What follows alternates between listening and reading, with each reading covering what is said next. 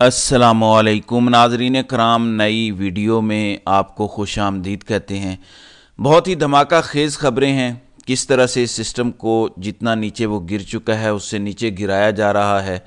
जब हमें लगा कि इन्होंने पाताल छू ली है तो ये उससे भी नीचे खुदाई करना शुरू हो गए हैं। जिस मुल्क में बिलावल जरदारी और मरियम नवाज़ रियासती सरपरस्ती में रियासती प्रोटोकॉल में सियासत कर रहे हों, उन्हें खुली आज़ादी और वो सीटें ना भी जीतें तो उन्हें जितवा दी जाती हों, वहाँ पे मुराद सईद जैसे बेलौस नौजवान अपना हुलिया तब्दील करके छुप के अपनी ज़िंदगी और अपनी जवानी ज़ाय करने पर मजबूर हैं। जिस मुल्क में ये चल रहा हो कि बिलावल तो फेवरेट हो लेकिन मुराद सईद पे रेड लाइन हो, उस मुल्क का कोई मुस्तकबिल नहीं है। मैं हैंड ऑन हार्ट ये कह रहा हूँ, मैं हल्फिया ये कह सकता हूँ, जिस मुल्क में ये चल रहा हो उस मुल्क का कोई मुस्तकबिल नहीं है अनलेस हम ये तब्दील करें। दूसरी जानिब किस तरह से जुल्म हुए हैं, सेनेटर तक की कोई औकात नहीं है। यानी ये आम पाकिस्तानी को क्या समझते होंगे, ये जो लोग ख़ुद को ताकतवर तरीन समझते हैं, दुनिया के ऊपर फ़िरौन बने बैठे हैं, ये ना किसी नेशनल असम्बली के मेंबर को कुछ समझते हैं, ना किसी सूबाई असम्बली के मेंबर को कुछ समझते हैं, ना सेनेटर को कुछ समझते हैं। ये ज़रा एक सेनेटर की दुहाई सुने। मुझे उठा लिया गया जी लाहौर डिफेंस से। 14 दिन सर मैं कहीं रहा। 14 दिन में जो भी चिल्ला काटा सर, वापसी पे एक स्टेटमेंट दे दी थी जिसमें 20 सेकंड की एक वीडियो स्टेटमेंट दी कि मैं तहरीक इंसाफ जनूबी पंजाब की सदारत से इस्तीफा देता हूं और 9 मई की मजम्मत करता हूं, और मुझे आजाद कर दिया गया। आजाद तो हो गया सर, लेकिन एक जिंदा लाश हूं मैं, एक ऐसी जिंदा लाश जो ना सोच सकता है, ना समझ सकता है, ना बोल सकता है। मुझे नफरत होती जा रही है सर इस ऐवान में बैठ के, इस तस्वीर की तरफ देखते हुए जो मुझे इस चीज का यकीन दिलाती है कि मैं आजाद हूं। मैं आजाद नहीं हूं। अगर मुझ में सोचने समझे की सलाहियत ये रियासत नहीं दे सकती तो मेरा यहां जीने का हक भी नहीं बनता। कौन होता है कि मुझे डिक्टेट करे कि मैं क्या कहूं और क्या सोच सकता हूं? आपको अंदाजा नहीं कि सर पिछले 6-8 महीने कितने कर्ब में गुजारे हैं। सारे लोग यहां बैठ के चाय पी रहे होते थे, सेनेट का सेशन में देख रहा होता था जब मैं घर पे छुपा होता था। ये बातें करना आसान है सर। आज आप रिगिंग की बात कर रहे हैं। जो कुछ हमारे साथ हुआ है मुझे आज तक एक प्लेटफॉर्म नहीं दिया गया। अफसोस होता है सर कि यहां बैठ के सारे बात कर रहे रेगिंग पे, लेकिन उन बेचारे वर्करों के साथ, वो हमारे दोस्तों पीटीआई के लोगों के साथ जो कुछ हो रहा है आज तक किसी ने उस पर बात नहीं की। सर यकीन जाने में अगर एक रुदात सुना दूं ना आप परेशान हो जाएंगे। उन 4 महीने में जब छुपा हुआ था मेरा घर गिरा दिया गया सर, मेरी फैक्ट्री, मेरे कारोबार बंद कर दिए गए। एक छोटा सा जिम्मेदार हूं मैं सर। मेरे आमों के बाग के ऊपर जो मुस्ताजिर है तो जो बाग संभालते हैं उनको उठा के ले गए, मेरे बाग भी बर्बाद हो गए सर। नाजरीन ये सिर्फ एक कहानी है, सारा कुछ नहीं बताया गया। ये कैसे ज़हनी मरीज पाकिस्तान पर मुसल्लत हैं जिन्होंने पिछले 2 साल से पाकिस्तान को तहबाला कर दिया है।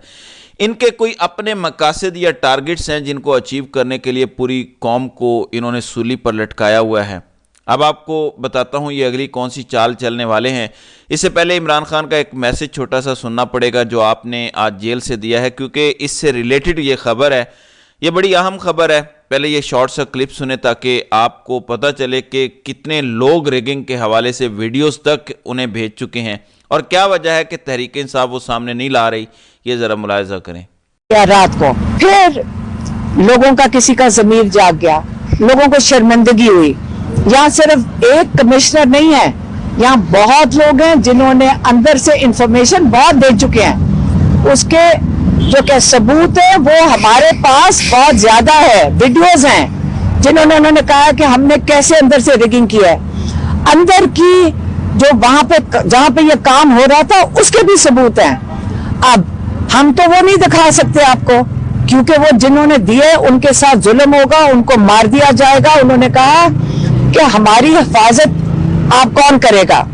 अब अगर कमिश्नर साहब ने, उनका ज़मीर जाग गया, आपने कहा सच बोलने की भी सजा है।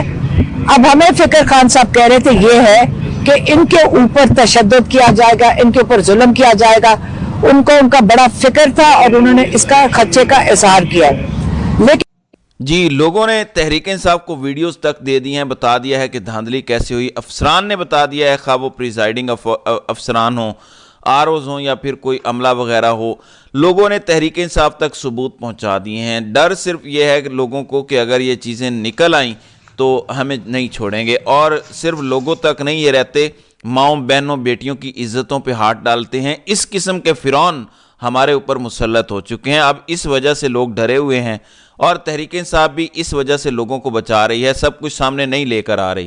جس کمشنر نے بات کی اس پر آپ کو بتاتا ہوں کہ کیا واردات ڈال رہے ہیں۔ لوگ ملک سے باہر بھاگ رہے ہیں، کچھ ابھی بھاگیں گے، کچھ آگے جائیں گے۔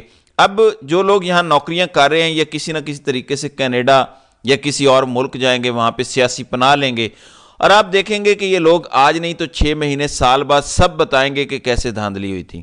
ابھی کوئی بھی سیٹ اپ یہ بنا لیں یہ چلا نہیں سکتے، ہر روز اس سیٹ اپ کی اینٹ جو یہ لگائیں گے نکلتی جائے گی۔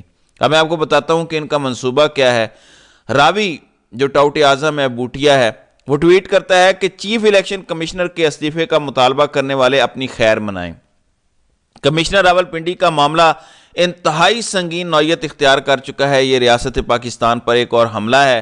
تمام شواہد حاصل ہو چکے ہیں جو ناقابل تردید اور ٹھوس ہیں۔ بیرسٹر گوہر سمیت تحریک انصاف کے سرکردہ رہنما اس سازش میں ملوث پائے گئے ہیں۔ اب یہ بالکل ویگ سی سٹیٹمنٹ ہے، کچھ پتہ نہیں چلتا، لیکن منصوبہ یہ سمجھ آ رہا ہے کہ کمشنر راولپنڈی جس کا ضمیر جاگا، جو خودکشی کرنے کے بجائے عوام کے سامنے سچ لے آیا، اس کو انہوں نے مار مار کے یا اس کو بلیک میل کر کے یا کسی کی عزت پہ ہاتھ ڈال کے اس کو مجبور کریں گے کہ اپنے بیان سے یو ٹرن لو اور بیان دو کہ تحریک انصاف نے مجھے پیسوں کا لالچ دیا یا مجبور کر کے یہ کروایا، میں بہک گیا تھا وغیرہ۔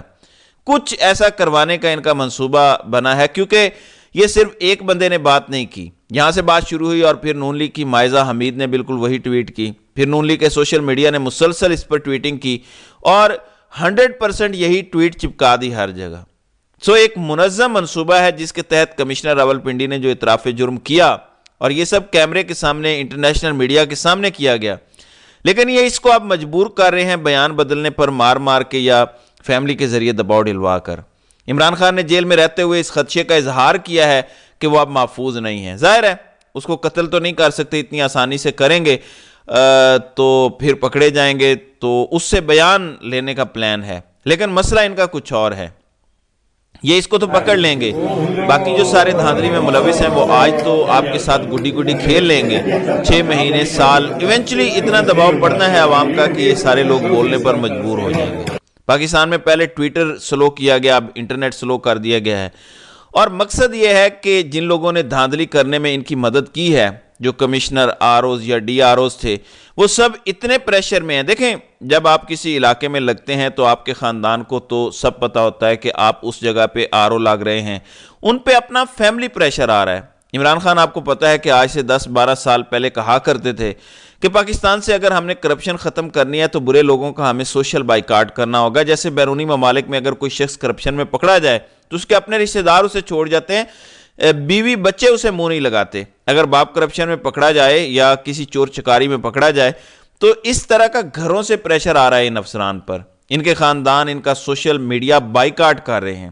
سوشل میڈیا اسی لیے بند کیا گیا ہے کہ ان کی تصاویر تحریک انصاف نے ہر جگہ پبلش کر دی ہیں کہ کہاں کہاں کون کون سے افسران ملوث ہیں، جس کی وجہ سے اب یہ پریشان ہیں اور انٹرنیٹ بند کر رہے ہیں۔ کیا اس سے سب کچھ چھپ جائے گا؟ مثلا آپ کو دکھاتا ہوں، یہ ہے جی 65,000 اور 22,000 کی لیڈ کو ہار میں بدلنے والے راؤ عاطف رضا، یہ DC DRO اٹک ہیں، غیاس گل خان یہ DPO اٹک ہیں، اشفاق انور یہ RO ہیں NA 49 کے، اور وقاص مارتھ یہ RO ہیں NA 50 کے۔ تو اس طرح تحریک انصاف نے ان سب لوگوں کی تصویر، نام، حلقے، کہاں پہ یہ ڈیوٹی دے رہے تھے، یہ سب پبلش کرنا شروع کر دیا ہے۔ اس لیے ٹویٹر بند کر دیا گیا ہے اور انٹرنیٹ سلو کر دیا گیا ہے۔ میں آپ کو بتاتا ہوں ناظرین اکرام، پاکستان میں نارتھ کوریا سٹائل ڈکٹیٹرشپ کا پورا منصوبہ تیار ہے۔ فرنٹ پہ صرف شہباز شریف جیسا کوئی بوٹیا ہوگا، لیکن اندر خانے نارتھ کوریا سٹائل یہاں پہ آپ کو نظر آئے گا ڈکٹیٹرشپ کا، جس میں سوشل میڈیا بند، انٹرنیٹ پر قدغنیں ہوں گی۔ تو کچھ نہ کچھ ایسا کریں گے کہ اس کے حوالے سے جو عوام میں نفرت پائی جاتی ہے وہ نہ پھیلے، عوام اس کا اظہار نہ کر سکے، عام پبلک کو پتہ نہ چلے، انٹرنیشنل آڈینس کو پتہ نہ چلے کہ پاکستانی عوام کیا سوچ رہی ہے ان کے بارے میں۔ تو یہ صورتحال ہے۔ کیا یہ اس میں کامیاب ہو پائیں گے؟ مجھے نہیں لگتا کہ ایسا ہو پائے گا۔ تو ناظرین کرام، آپ کی اس ویڈیو کے حوالے سے کیا رائے ہے؟ آپ اپنی رائے کا اظہار کامنٹ سیکشن میں ضرور کیجئے گا۔